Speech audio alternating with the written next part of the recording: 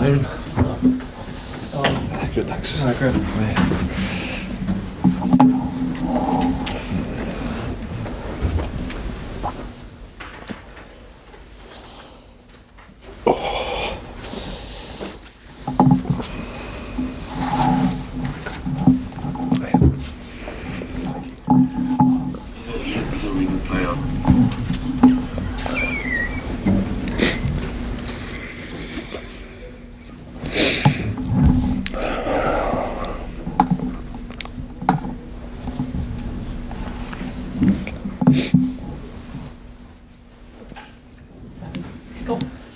Graham, thanks for your time, first of all. Any injury updates for us at all? Or any new ones? No new ones. Leo Trossard's been training with us this week. Obviously Shane, delighted for him that he could come through the 2 games for Ireland, so he's obviously a bit tired now, but recovering today, so he's available. So it's just still Jose and Bernie that'll be missing. Everybody else we're back and involved in the squad. What's that Spurs win done for the confidence, Graham?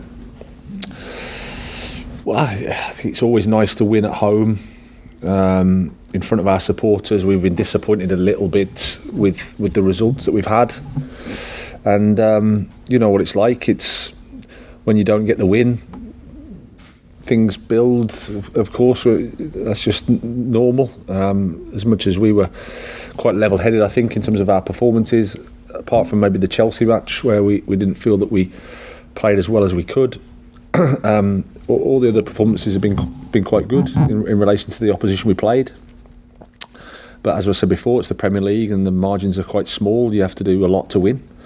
And we had a bit of luck and played well, and it's good for the players, good for the supporters to experience a home win, because I think it's important for us to keep that dynamic. So now we know it's a new game and we've had a break, and international break, so we have to start again. Did you see the performance against Spurs coming? Yeah. I did. I felt that we were making progress game on game. It's never a straight line, of course. You're going to get the Chelsea match, for example, and different things can affect you. But overall, I felt that the daily work of the players, the consistency of their performances was that the performance that you witnessed was a possibility. Now our challenge is that we have to maintain that level and try and improve. That's the exciting thing, because I still think there's room for improvement. We're not at our max. We're at maximum effort, but I still think we can improve. So that's good. Are you going to find your homework on Villa? What have you made of them, especially with the last game they win against Norwich? Yeah, that was a good win from away from home. They've been strong at home. Villa Park, I know quite well. We played there last year a couple of times. It's an intimidating place when the crowd are behind the team. Dean's done a great job there. He's coming in, promotion and essentially invested again. So they're a strong side, so we know well. So it's a tough game for us. We know that. From a neutral's point of view, it looks like it could be a really good game, especially bearing in mind you're both off the back of a good win as well. Yeah, well, we hope so. They're on the back, like you say, of a good win themselves. So are we. After the international break, you're never quite sure how things are going to go. That's always. I'm sure Dean will say the same, but at the same time, both are on the back of a good win. We both have to start again. We'll see. I think how Aston Villa play. They want to attack. They want to create chances. They score goals. So we need to be aware of that, and we need to try and nullify that, and at the same time offer our own challenges as well. How pleased are you with your side? Bearing in mind you set up slightly differently for the Spurs game. You've talked about adapting during the game. How pleased are you with your side adapting either just before a game or during it? No, they've been good. They've been really open to things. I think there's a good understanding of what we're trying to do. Maybe the system can be tweaked a little bit, but how we want to play, I think, has been consistent.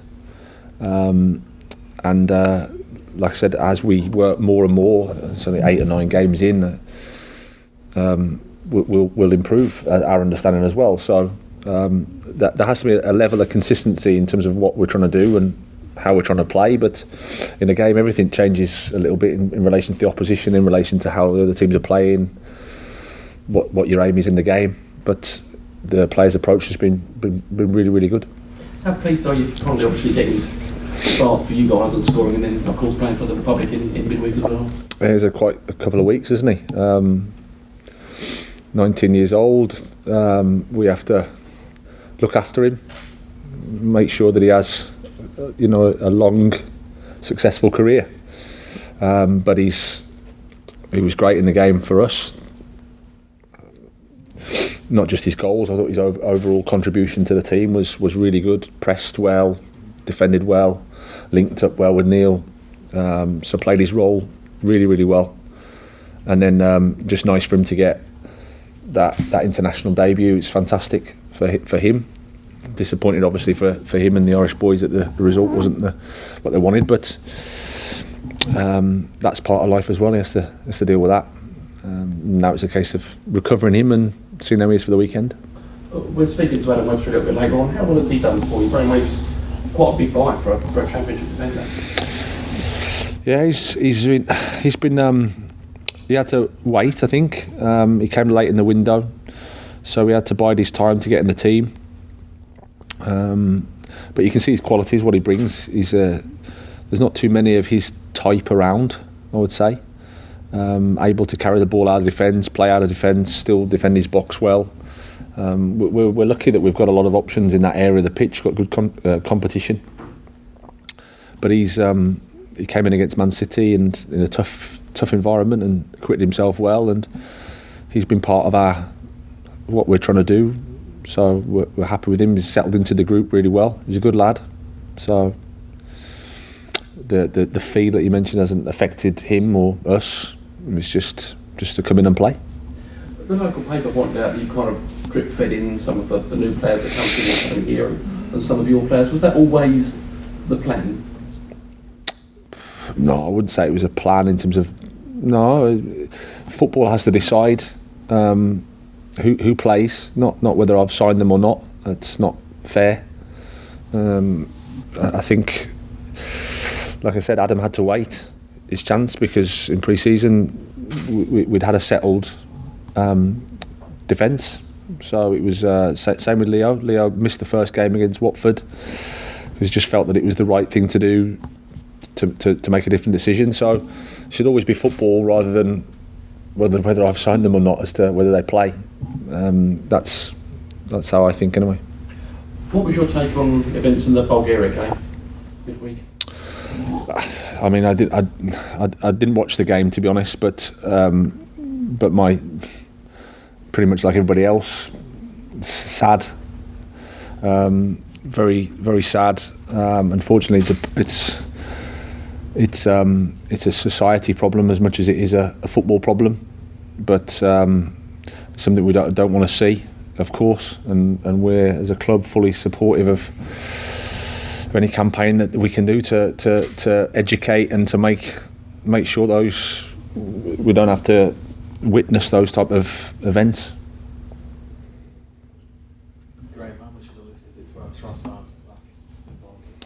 Yeah, it's been. We've come through a bit of a tough period. We were 100% up until the last international break, and then we had a few problems in between the internationals. Leo got injured while he was away, and we had another couple who was injured while they were away, which can happen. But we've come through that now, and everybody's pretty much back. And so for him, we need to be careful with him. He's probably not ready to start at the weekend. I think that's fair to say. But still, he's training with the group, and as it stands, we'll make a decision over this afternoon and tomorrow as to whether he's in the group. But it's nice that we've got numbers. I've got a problem now in terms of leaving good players out the 18.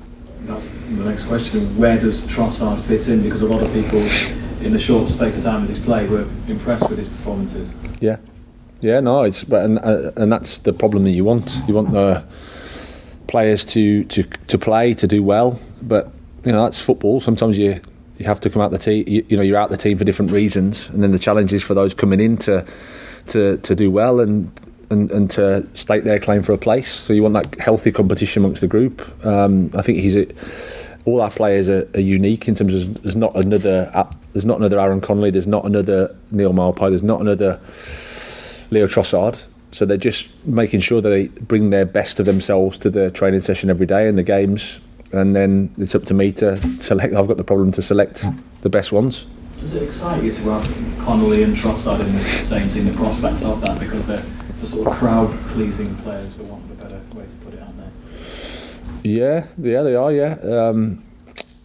I haven't necessarily thought about it, to be honest, but it's nice to have good players on the pitch, and both are, but we've got other options as well. That's the good thing. We try and develop more than just 11 players. We've got a nice group, there's a nice atmosphere in the training sessions. I think everybody feels like they're contributing, even if they're not playing. They're working hard in training. There's a togetherness that I like. And then, like I said, the challenge for me is to select the right 11 and deal with the disappointment of those that aren't playing. Malpai and Connolly, is that a partnership that you see developing going forward? It's an option for us. It's a possibility. They complement each other well, but we've got other possibilities as well. But it was nice for them both to contribute. Like I said, I was impressed with not just the goals, but how they played, how they were in and out of possession. So they give us a nice option going forward. Do you feel there's a bit of momentum, even just after the one win against Tottenham, there's momentum building now and you can take that forward? It's one win. We felt that I think you have to try to be consistent in terms of how you are, not get too down when you lose and not get too carried away when you win, because the Premier League can torch you a little bit in terms of how hard it is to get those 3 points.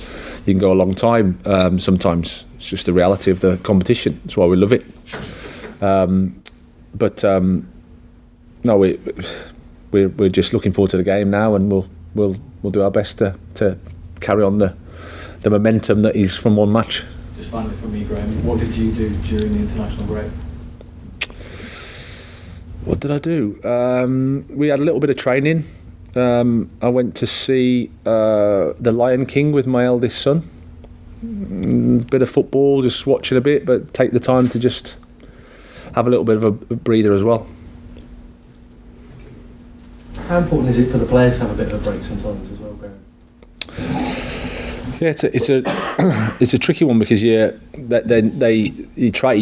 train, but without the game, without that competitive edge, you can tell it drops a little bit and naturally, and it's hard to keep that going.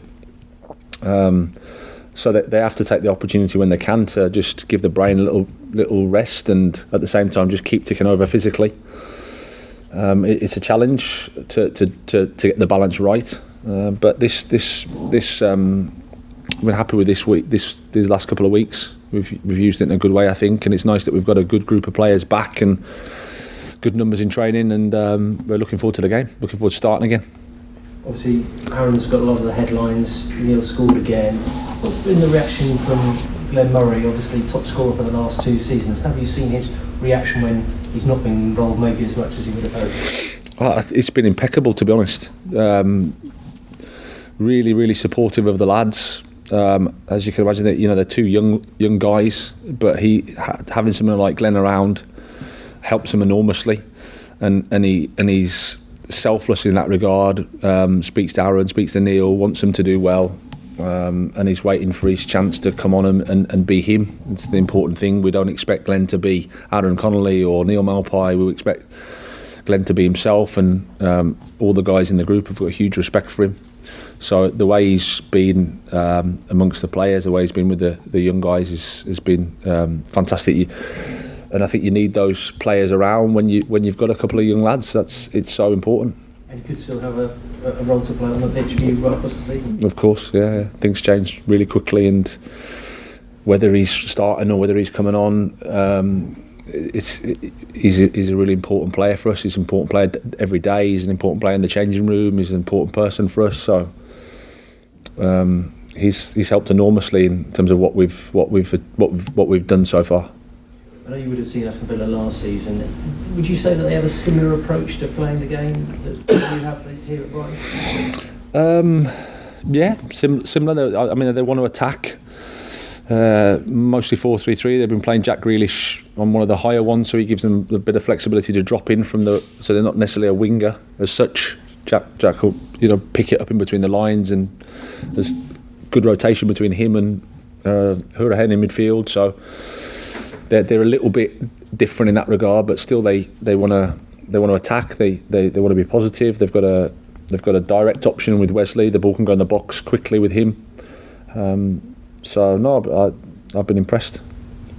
They've sort of spent a lot of money over the summer. I think it's probably one of the highest spenders in the summer. But they still sort of maintain some of that championship. They sort of, in the same way as you brought in sort of 5 or 6 players, they've done the same thing there as well. Yeah, and in fairness, I think they signed guys that were with them last year.